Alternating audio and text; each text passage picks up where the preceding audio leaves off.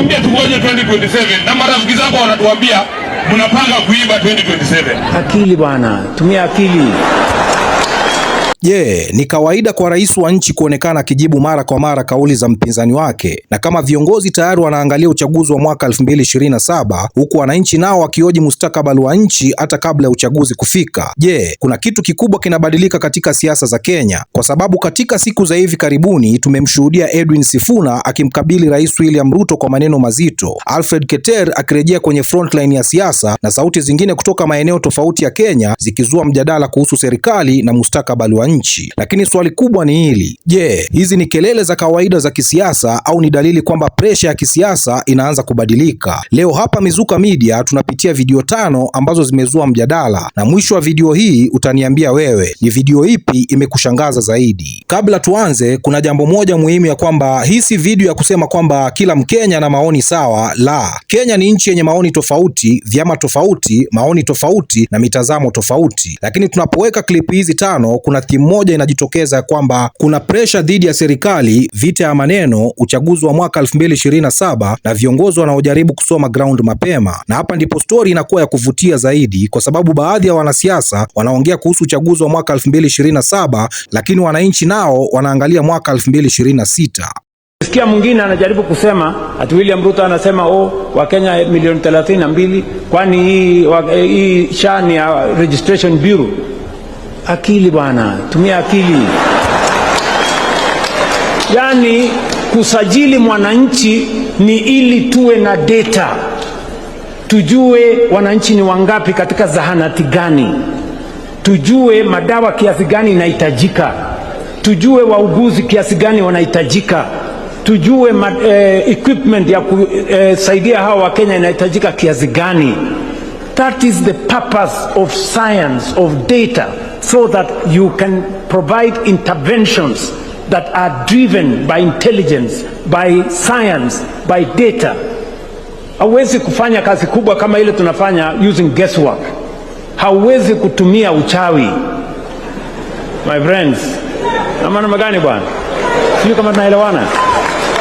Na wakati huo huo, baadhi ya viongozi wanaanza kuuliza maswali makali hadharani. Tuanze na Edwin Sifuna, na hapa ndipo mjadala ulipoanzia kwa wengi. Baadhi ya Wakenya waliona kama ni ishara kwamba Edwin Sifuna ameanza kuwa mtu ambaye hawezi kupuuzwa katika mjadala wa kisiasa Kenya. Kwa nini? Kwa sababu kwa baadhi ya watazamaji ni kwamba rais anaendelea kujibu hoja zinazotolewa na Edwin Sifuna, basi tayari Sifuna ameingia kwenye nafasi ambayo si rahisi kupuuzwa. Lakini hapa tunapaswa kutofautisha kati ya fact na interpretation. Fact ni kwamba viongozi hao wawili wamekuwa wakikabiliana kisiasa na kuhusu masuala yanayohusu uchaguzi wa mwaka 2027. Interpretation nayo ni kwamba baadhi ya watu ndio wanasema kwamba hii inaweza kuwa ishara ya pressure kwa serikali, na hapa ndipo swali linakuja: Sifuna amekuwa tu mpinzani mwenye sauti au anaanza kuwa sehemu muhimu ya narrative ya kisiasa kuelekea mwaka 2027? Na kama hiyo haitoshi, video inayofuata inaingia moja kwa moja kwenye swala la uchaguzi. Sasa sikiliza hii. Edwin Sifuna aliuliza swali ambalo limekuwa likizungumziwa sana, ya kwamba unatuambia tungoje mwaka 2027 lakini marafiki zako wanatuambia jambo tofauti.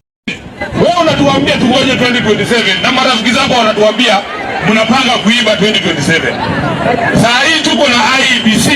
Mimi kama wakili najua sheria iruhusu mtu kuhujumu matokeo ya uchaguzi kama mtu ametangaza wazi kwamba anataka kuiba kura. Hawa jamaa Ethekon na ndugu zake wengine wameingia IEBC juzi. Waite hawa bunge ambao wanasema wataiba kura kwa ajili ya William Ruto waweze kujibu haya maneno, kwa sababu sisi tunangojea ile siku ambayo tutapewa kura. Haki ya Mungu by saa 2 Ruto atakuwa ameenda nyumbani. Na hapa ndipo stori inakuwa nzito, kwa sababu upande mmoja Rais William Ruto amekuwa akisema kwamba viongozi wachache ndio wameanza siasa za mapema wakati wanafaa wajikite katika uongozi, lakini kwa upande mwingine wapinzani wake wanasema haiwezekani kuwaambia wananchi wasizungumzie mwaka 2027 wakati tayari kuna mazungumzo ya kisiasa kuhusu uchaguzi huo. Sifuna pia amewahi kukosoa hoja ya kusubiri hadi mwaka 2027 katika mijadala ya kisiasa, na hii ndio sehemu ambayo ninataka wewe mtazamaji uifikirie. Mwaka 2027 umeanza umeanza mapema sana au uchaguzi ujao ndio utaamua mwelekeo wa nchi. Manake ni kawaida kabisa wanasiasa kuanza kujipanga mapema. Lakini kutoka kwenye siasa za uongozi tunaenda kwenye sauti ya mtu mwingine ambaye alizungumza kwa nguvu zaidi kuhusu wananchi. Katika klipu hii, Malakwe Kalundi anazungumza kuhusu Edwin Sifuna, Linda Mwananchi na kila anachokiona kama hali ya kisiasa nchini. Lakini kuna sehemu moja muhimu ya kwamba kauli kama hizi ni mada ya kisiasa ya mzungumzaji, si jambo ambalo tunapaswa kulichukulia moja kwa moja kama fact bila ushahidi. Lakini kisiasa zinaonyesha jambo moja, kwamba hisia za wananchi kuhusu uongozi, haki, usalama na mustakabali wa nchi zimekuwa sehemu kubwa ya mazungumzo ya kisiasa. Na ndio maana maneno kuhusu watu kama Albert Ojwang yanapokuwa kwenye speech za kisiasa, reaction huwa kubwa, kwa sababu nyuma ya siasa kuna maisha ya watu. William Samoei Ruto is killing you day and night. Mukiangalia siku ya leo, ndugu yenu pia ameuliwa ndani ya cell. Kwani Wajaluo ndio wanajua ukufa ndani ya cell? 2027 tukichukua uongozi na Edwin Sifuna, tutahakikisha hakuna Mjaluo atakufia kwa cell. Kama mliangalia, Albert Ojwang alishikwa vizuri akapelekwa cell, akakufia huko. Tena jana wameshika kijana mdogo, kijana wa 23 years, mtu ya bodaboda. Ule mtu inafaa apelekwe juu, amepelekwa pale post, wameua yeye pia. Sasa hiyo evidence hakuna. Ile kitu tunataka kuadvise nyinyi jamii ya Wajaluo, William Samoei Ruto is killing your generation. Lazima muamuke akili. Hii mambo ya kusupport muuaji muache. Sasa inafaa tuone Wajaluo wote wameingia kwa barabara wanasema they need justice kwa ule kijana anaitwa Eric Otieno. Eric Otieno si Kamau. Eric Otieno si Mutua. Huyo ni mtoto wenye from the Luo community huko. Ruto ameua. Serikali ya William Samoei Ruto imeua. Sasa nataka niwaambie hivi, William Samoei Ruto endelea kupunguza hizi kura za Wajaluo zote. Juu nikiangalia saa hizi ni kama hizi kura hutaki. Ashaanza kuamua kupunguza kidogo kidogo. Mkiangalia ile kura ilikuwa iende William Samoei Ruto. Na tayari ashachukua. Kwani mtu akiwa kwa kaburi anapiganga kura? Lazima tuulize rais ya nchi ya Kenya, yani rais wa nchi ya Sugoi, mtu akiwa kwa jeneza huwa anapiga kura. Kuna kijana mdogo, mtu ya bodaboda, niliona akona boxer. Bala ufanyie empowerment apata gari, wewe unafanyia empowerment ya kupeleka chini ya shimo. Jameni, hii serikali ya William Samoei Ruto lazima watuambie kama nyama ya binadamu ni tamu, waache kuchinja ng'ombe. Tuone ng'ombe zimekufia kwa barabara. Tuone mbuzi hazichinjwi. Waanze kuchinja wale watu wenye wanakufia kwa sel. Juu mimi sijaisikia Mkamba anakufia kwa sel. Kwa nataka niwaambie hivi, hii tabia kasumba mumeanza. Lazima tuambiane ukweli. William Samoei Ruto is killing you. Na nyinyi wenyewe muamuki. Sasa mimi nawaambia hivi, before tufike 2027 lazima muhesabu ni watu wangapi from your community Ruto ameua. Alianza na watu wa maana, akawapea ndege, akawaua ndani ya ndege. Akachukua mwingine na Subaru huko mbali, mwalimu mwenye ako na akili mzuri, achana na wale watu wa Migingo. Mwalimu mwenye ako na akili mzuri akaleta Nairobi akaua. Tena kijana wa bodaboda mwenye anastahili empowerment, mwenye anastahili kuinuliwa from bottom, ndio aliambiwa serikali ya bodaboda, si ndio? Sasa leo ameua serikali. Si yule kijana ni serikali juu yeye ni mtu wa bodaboda. So mimi hii jamii na warai, wachana na hii tabia ya Ruto, kujeni pande nyingine. Na mkikuja hii pande nyingine, hakuna kukufia kwa sel tena. Utakuwa unaingia kwa sel, unakunywa chai na unatoka, si ndio? Na kutoka hapo tunaenda sehemu nyingine kabisa ya Kenya, Saboti. Na hapa ndipo story inabadilika. Kuna wakati siasa huwa sio tu kuhusu rais, wakati mwingine wananchi huanza kumhoji hata mbunge wao. Katika video hii kuna madai kwamba baadhi ya watu wa Saboti wameanza kumkosoa mbunge wao Caleb Amisi, wakidai kwamba amegeuka kuwa mtu wa mitandao zaidi kuliko kuwakilisha maslahi ya watu wake. Hii ni reaction yenye nguvu, lakini pia kuna context ambayo ni muhimu. Caleb Amisi amekuwa mmoja wa wanasiasa wanaohusishwa na Linda Mwananchi, lakini mwezi Juni mwaka 2026 alitangaza kwamba anataka kuunda movement tofauti baada ya kusema kwamba Linda Mwananchi imepoteza mwelekeo wake wa awali. Kwa hiyo hapa kuna stori mbili zinazokutana, pressure kutoka kwa wananchi na kutoelewana ndani ya movement ya Linda Mwananchi. Lazima Amisi aende nyumbani, ametuipia sana. Nataka niseme hivi, hauwezi kupeana ninyi wa mama ambao mko hapa. Hao wabunge wote wanapewa mkao sawa. Lakini sikia, Amisi, huyu mheshimiwa Amisi anatupea pesa kwa miaka 5 mara pili, na ni shilingi 3,000.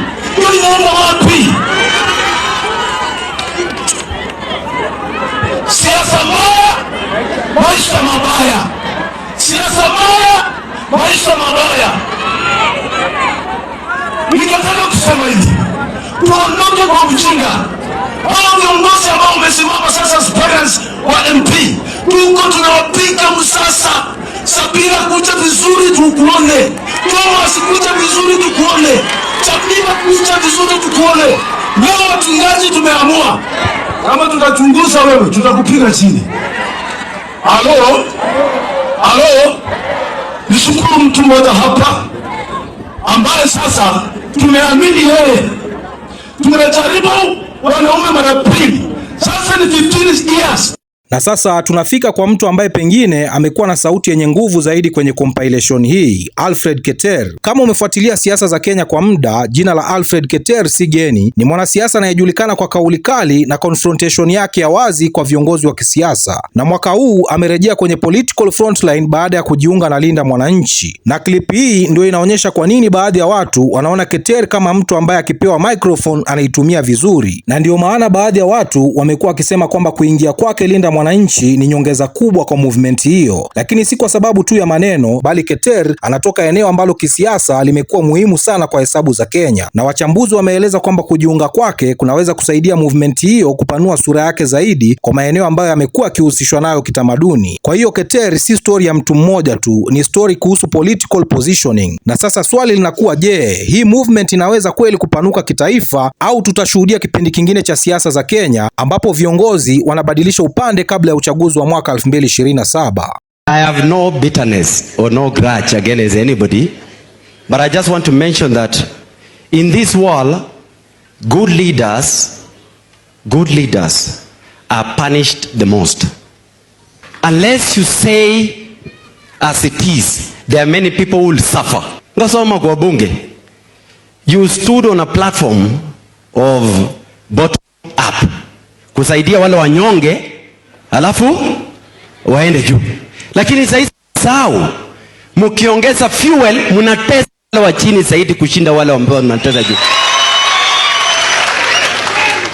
Ngomo yuko kwa fuel chukua test juu na mtu waje kututisha hapa kidogo ati kagile motego amu serikali iko na ngwang.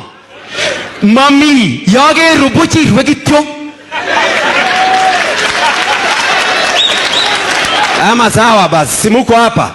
Mkitoka hapa mtuonyeshe petrol stations ya watu wa serikali na ile ya opposition. Magenge ngibi almandazi gete begele bono. Anane. Na mzituambia ati siji nini. Katwe kumakolo satwe kabisa sawa na wale mimi mrene timne be manget.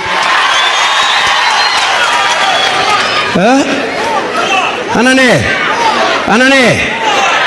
Kasam. There are many people who are languishing in poverty. The school fees has been increased. The cost of living is on another level. And you spoke on the same basis. Mulisema yule rais ambaye alitoka hakuwa anajua kuongoza. Hata mimi nikakubali. Lakini nyinyi you have made it worse than Uhuru Kenyatta. Anane, ukasa kuune maisha maui? Anane. Magisai soige. Kiasi jada kia tar tukul jamat magitisiana. Waja kunitisha hapa. Jamaa siri bye kwa mama jago siri hata. Mauna hata ke? Hata bikeleni mandangaleta takamwa. Weka mkono juu wale wote wanasema ni ukweli. Asante sana. May my uncle rest in eternal peace. Thank you so much. Video zote zinaonyesha jinsi mazungumzo ya kisiasa Kenya yanavyoendelea kubadilika. Linda Mwananchi yenyewe imekuwa ikijaribu kujenga sura pana zaidi ya kisiasa, huku wanasiasa kutoka maeneo tofauti wakijiunga nayo. Lakini pia kuna kutoelewana ndani ya Linda Mwananchi, na upande wa serikali viongozi wanaendelea kujibu pressure kutoka kwa wapinzani wao. Je, Kenya tayari imeingia unofficially kwenye siasa za mwaka 2027 au bado ni mapema kusema hivyo? Hilo ndio swali ambalo huenda tutalijibu kadri miezi inavyosonga.